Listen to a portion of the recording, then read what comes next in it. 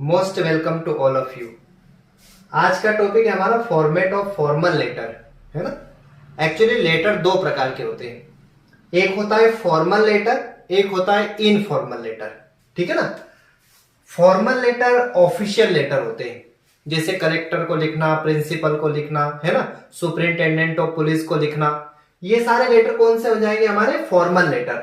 और informal letter कौन से होंगे हमारे इनफॉर्मल लेटर, ठीक है ना। इनफॉर्मल लेटर कौन से होंगे, जो रिलेटिव्स को लिखते हैं, ठीक है ना, फादर को, फ्रेंड को, अंकल को, ठीक है ना, ब्रदर को। तो ये सारे कौन से होंगे इनफॉर्मल लेटर। पर अभी मैं आपको यहां पे एक फॉर्मेट पढ़ा रहा हूं, ठीक है ना। ये अगर फॉर्मेट याद है तो आप आसानी से फॉर्मल लेटर लिख पाओगे, है ना। और अगर मान लिया जाए कि अगर किसी की इंग्लिश वीक है ना, याद करने में बड़ी दिक्कत है, तो अगर ये स्ट्रक्चर याद है, मतलब ये अगर फॉर्मेट याद है, ठीक है ना, तो फॉर्मेट अगर याद है तो बस कुछ चीजें इसमें ऐड करना है क्वेश्चन के अंदर से ही, तो आप आसानी से लेटर लिख पाओगे अगर जिनकी इंग्लिश वीक है ना, लिखने में दिक्कत है तो। बाकी अगर आप ये फॉर्मेट याद कर लोगे तो जो दूसरे हम फॉर्मल लेटर पढ़ेंगे वो आपको आसानी से याद हो जाएंगे, क्योंकि अधिकतर चीजें इसमें से ही रहेगी, ठीक है ना। तो मैं फिर कह दूं, आपको क्लियर कर दूं, ये जो मैं आपको पढ़ाने वाला हूं ये लेटर नहीं है, लेटर का फॉर्मेट है ना, लेटर का फॉर्मेट है कि भाई ये चीजें आती है लेटर में। पर कौन से लेटर में, फॉर्मल लेटर में, जो ऑफिशियल लेटर होते हैं, जो ऑफिस में लिखते हैं किसी, है ना, कलेक्टर को, प्रिंसिपल को, नगर निगम को, ठीक है ना, इनको लिखने का ये हमारा फॉर्मेट है, ठीक है ना। तो चलिए, format of formal letter, formal letter का फॉर्मेट है ये, क्या क्या चीजें आती है इसमें, है ना। तो भैया सबसे ऊपर आता है एड्रेस, सबसे ऊपर क्या आता है, एड्रेस आता है ना। अच्छे से ध्यान से समझ लो इसको। फिर नीचे मैंने क्वेश्चन भी दिया है, तो उस क्वेश्चन के द्वारा मैं आपको बताऊंगा कि इसको कैसे हम बनाते हैं, है ना। पहले इसको समझो आप। देखो सबसे ऊपर क्या आएगा, एड्रेस आएगा। तो ये एड्रेस कौन सा लिखेंगे हम, जो आपको क्वेश्चन पेपर में देगा। जैसे मान लिया जाए कि उसमें दे दिया 24 आनंद नगर भोपाल, तो यहां एड्रेस की जगह क्या लिख दोगे आप, एड्रेस की जगह लिख दोगे 24 आनंद नगर, कोई भी एड्रेस दे सकता है, तो मैंने एग्जांपल के तौर पर लिया है ना, आनंद नगर भोपाल, ये एड्रेस आ गया, है ना, एमपी। मान लो ये एड्रेस दिया है तो मैंने यहां पे क्या कर दिया, एड्रेस लिख दिया। फिर जिस दिन हमारा पेपर है उस दिन की यहां पे डेट आ जाएगी। दो चीजें, है ना। कौन सा लेटर, फॉर्मल, जो ऑफिशियल लेटर होते हैं उनका फॉर्मेट पढ़ा रहा हूं मैं आपको, है ना। तो सबसे ऊपर ये क्या आ जाएगा, एड्रेस आ जाएगा। फिर क्या आ जाएगी, डेट आ जाएगी हमारी, जिस दिन हमारा पेपर है उस दिन की डेट आ जाएगी। फिर जिसको लिख रहे हैं, किसको लिख रहे हैं, प्रिंसिपल को लिख रहे हैं तो टू द प्रिंसिपल, कलेक्टर को लिख रहे हैं तो टू द कलेक्टर, एसपी को लिख रहे हैं तो to the superintendent of police. जो भी क्वेश्चन में आपको देगा, है ना, जिसको भी लिखना है, नगर निगम को लिखना है कि, है ना, जिनको भी लिखना है, मान लिया जाए कि कलेक्टर को लिखना है तो क्या आ जाएगा, टू द कलेक्टर, ठीक है ना। और यहां पे शहर का नाम आ जाएगा, जो भी यहां आएगा। अब जैसे मान लिया जाए कि यहां भोपाल है, एक बात और ध्यान रखना, जैसे मान लिया जाए कि यहाँ 24 आनंद नगर भोपाल, क्या दिया है एड्रेस में हमें, भोपाल, तो फिर यहां भी भोपाल आएगा, क्योंकि भाई हम कहां रह रहे हैं, भोपाल में रह रहे हैं, तो कहां के कलेक्टर को लिखेंगे, भोपाल के कलेक्टर को लिखेंगे, तो फिर यहां पे आ जाएगा हमारा भोपाल, ठीक है ना, भोपाल आ जाएगा। हाँ, अगर यहां उज्जैन होता तो फिर यहां भी उज्जैन आता, ठीक है ना। तो इसका मतलब कितने फॉर्मल लेटर में कितने एड्रेस हो गए हमारे, दो एड्रेस हो गए। कौन कौन से, एक तो लिखने वाले के, मान लिया कि मैं खुद लिख रहा हूं लेटर, तो एक तो मेरा खुद का एड्रेस हो गया। ये एड्रेस कहां हमें क्वेश्चन के अंदर देगा, वो क्वेश्चन में मिलेगा। और जिसको लिख रहे हैं, जैसे मान लिया जाए कि एक एग्जांपल के तौर पर मैं आपको कहूं कि you are Ravi Sharma, residing 24 Anand Nagar Bhopal, write a letter to the collector, है ना, for ban the loudspeakers during the exam time, है ना। मान लो ये क्वेश्चन है आपका, तो एड्रेस दे दिया उसने 24 आनंद नगर भोपाल, किसको लिखना है, कलेक्टर को लिखना है, किसके लिखना है, किसके लिए लिखना है, बेल लगाने के लिए लाउड स्पीकर पर, तो ये यहाँ पे टू द कलेक्टर ये आ जाएगा। मतलब कहने का कि कॉमन रहेगा, है ना, अधिकतर लेटर में कॉमन रहेगा, कलेक्टर को लिखना है, मतलब ये आएगा अपना। उसके बाद में फिर क्या आ जाएगा, हमारा सब्जेक्ट आ जाता है ना, कि क्यों लिखना है, भाई लेटर हमें लिखना है तो क्यों लिखना है, क्या कारण है, सब्जेक्ट आ जाएगा हमारा। तो मान लिया जाए कि बैन लगाने के लिए लिखना है, तो फॉर बैन या to ban the loudspeakers, है ना, या to ban the free use of loudspeakers. तो ये सब्जेक्ट आपको कहां पे मिलेगा, क्वेश्चन में मिलेगा कि भाई लेटर किसके लिए लिखना है, क्यों लिखना है, क्या कारण है ना, तो वो कारण यहां पे आ जाएगा। मान लिया जाए कि लाउड स्पीकर पर बैन लगाने के लिए, तो यहां आ जाएगा to ban loudspeakers, loudspeaker पर बैन लगाने के लिए, ठीक है ना। उसके बाद क्या आ जाएगा, रेस्पेक्टेड सर, आदरणीय सर।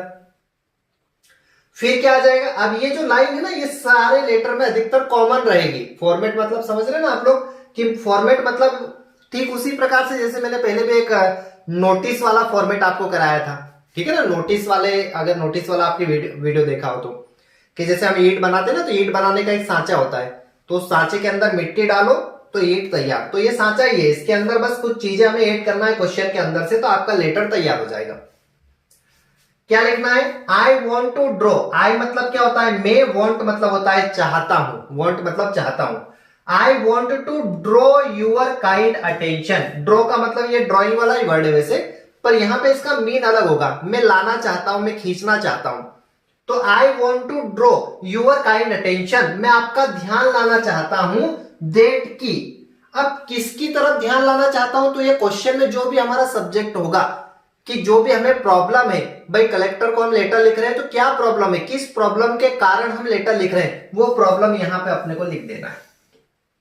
बहुत ज्यादा किसी की अगर इंग्लिश वीक हो तो क्वेश्चन में से ही लिख दो कि for ban the loudspeakers, some people are using their loudspeakers, we disturbed by it. ऐसा थोड़ा बहुत क्वेश्चन के अंदर से ही लिख दो, और फिर उसके बाद में नीचे ये वाला पैराग्राफ ऐसे कैसे लिख दो, ये वाला, ये पैरा ऐसे कैसे लिख दो, ये वाला, ठीक है ना। तो आपका लेटर हो जाएगा, ठीक है ना। ये मान लिया जाए कि बहुत ज्यादा दिक्कत है लिखने में, तो बता रहा हूं मैं, या ऐसा कह दे कि आपातकालीन स्थिति में, है ना, कि भाई कुछ नहीं आ रहा है, तो फिर यहाँ क्वेश्चन में से लिख दो, है ना, और नीचे का ये एज इट इज लिख दो, तो आपका लेटर तैयार हो जाए। कौन सा, फॉर्मल, जो ऑफिशियल लेटर होता है वो। तो एक बार इसको समझा देता हूं, फिर इसके बाद में लेटर भी लेंगे हम, वन बाय वन मैं आपको लेटर भी समझाऊंगा, जो आईएमपी क्वेश्चन, आईएमपी लेटर जो इस साल के जो बन सकते हैं, है ना, वो सारे आईएमपी लेटर भी हम लेंगे। तो इतना क्लियर है ना। Respected sir, I want to draw your kind attention, मैं आपका ध्यान लाना चाहूंगा, दैट की जो भी प्रॉब्लम हो यहाँ पे आ जाएगी, क्वेश्चन में मिल जाएगा कि क्यों लिख रहे हैं हम लेटर, वो यहाँ पे आ जाएगा। उसके बाद में फिर यहां से ये सेकंड पेरा हमारा, देयरफॉर, है ना, प्रॉब्लम बता दी, इन दो लाइन में हमने क्या किया, प्रॉब्लम बता दी हमारी। उसके बाद में देयरफॉर, इसलिए I kindly request to you sir, इसलिए आई काइंडली, आई मतलब मैं, काइंडली मतलब है ना, दया से रिक्वेस्ट कर रहा हूं, आई, है ना, therefore I kindly request to you sir, मैं आपसे जो है वो प्रार्थना कर रहा हूं, रिक्वेस्ट कर रहा हूं, प्लीज लुक, कृपया देखें, इनटू दिस मैटर, इस मामले में, जो भी मामला हमने यहां बताया है कि इस मामले में, है ना, कि लाउड स्पीकर पर बैन लगाना है, या फिर गवर्नमेंट हॉस्पिटल की स्थिति ठीक नहीं है उसको सुधारना है, या जो भी एक्सेट्रा, है ना, जो भी प्रॉब्लम है। तो Therefore, I kindly request to you, sir, इसलिए मैं आपसे रिक्वेस्ट करता हूं sir, please look into this matter, कि आप इस मामले में देखें, एंड ओब्लाइज, और आपका आभार, और आपका आभार। An early action, an early action, एक जल्दी वाली एक्शन इज रिक्वेस्टेड, उसकी की रिक्वेस्ट की जाती है, मतलब एक जल्दी वाली एक्शन की रिक्वेस्ट की जाती है कि आप जल्दी से इसमें एक्शन ले लें, ऐसी आपसे रिक्वेस्ट की जाती है। तो an early action is requested, एक जल्दी वाली एक्शन की आपसे रिक्वेस्ट की जाती है।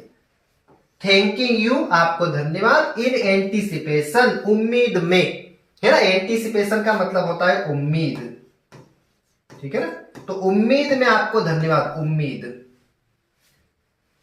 उम्मीद में आपको धन्यवाद, यूवर्स फेथफुली, आपका शुभचिंतक, और यहां पे नाम आ जाएगा।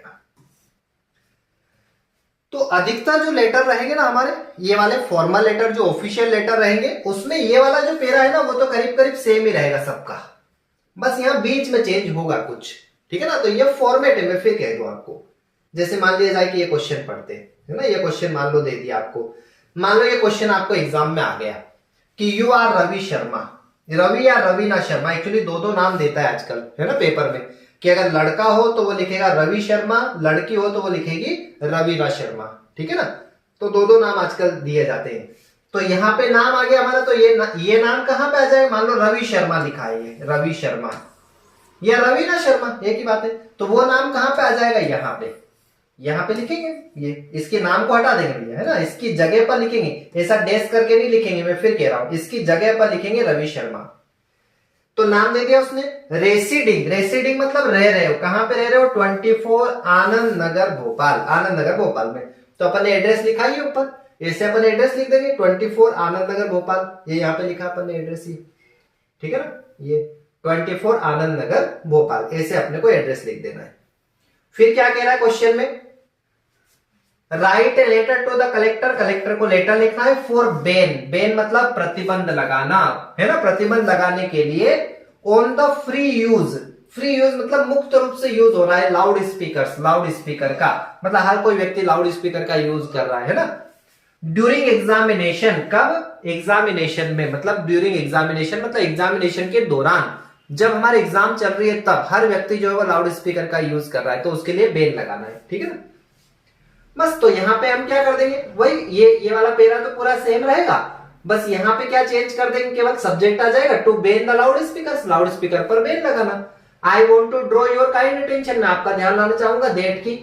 फिर अब जहां जो भी लिखना चाहे क्वेश्चन में से थोड़ा बहुत कि I am student of class 12th standard, में 12वीं का विद्यार्थी हूं, है ना, I request you please ban the loud speaker, free use of loud speakers की कृपया बैन लगाएं लाउड स्पीकर्स पर, है ना, ऐसा थोड़ा बहुत मन से लिख देंगे इसमें। या फिर मैं इसके बाद में आपको प्रॉपर लेटर कराऊंगा, है ना, ये तो मैं आपको फॉर्मेट बता रहा हूं कि भैया ये फॉर्मेट अगर याद है तो आप लेटर जब याद करोगे तो आपको कई सारी चीजें इसमें से आ जाएगी, ठीक है। तो ये एक्चुअली ये पूरा फॉर्मेट है, तो आप फॉर्मेट अच्छे समझ लो कि क्या क्या आता है किसमें, फॉर्मल लेटर में सबसे ऊपर एड्रेस आता है, फिर जिसको लिख रहे हैं वो आता है, फिर सब्जेक्ट आता है ना, डेट आएगी यहाँ पे, है ना, इसके डेट, एड्रेस आ जाए, डेट आ जाए, जिसको लिख रहे हैं उसका एड्रेस आ जाएगा, यहाँ पे सब्जेक्ट आ जाएगा रेस्पेक्टेड सर, फिर कुछ थोड़ा सा यहाँ पे लिख के फिर क्वेश्चन में जो भी रहेगा प्रॉब्लम वो लिख देंगे, और फिर ये सेकंड पेरा आ जाएगा हमारा, ठीक है ना, उसके बाद में नेम। इस प्रकार से ये पूरा क्या हो गया, हमारा फॉर्मेट हो गया, ठीक है ना। ये फॉर्मेट रहता है हमारा फॉर्मल लेटर का, ये चीजें आती है, मतलब इतनी चीजें आती है फॉर्मल लेटर में, क्लियर है ना, इतनी चीजें हमारे फॉर्मल लेटर में आती है। अब वन बाय वन लेटर करते हैं, एक लाउड स्पीकर का, माल फंक्शनिंग वाला, ठीक है ना, और जो भी इंपॉर्टेंट इस साल के लिए बन सकते हैं, ठीक है ना, उसके लिए अगले वीडियो में आपको सारे लेटर में अपलोड कर रहा हूं इसमें कोर्स में, है ना, जो भी कोर्स जिनका भी है, ठीक है ना, जिन लोगों ने भी कोर्स खरीदा है, तो जितने भी इस साल के जितने भी लेटर आईएमपी बन सकते हैं, है ना, उसका इसके बाद में एक वीडियो बना के मैं अपलोड कर रहा हूं उसको, ठीक है ना, आपके कोर्स में। Okay, thank you.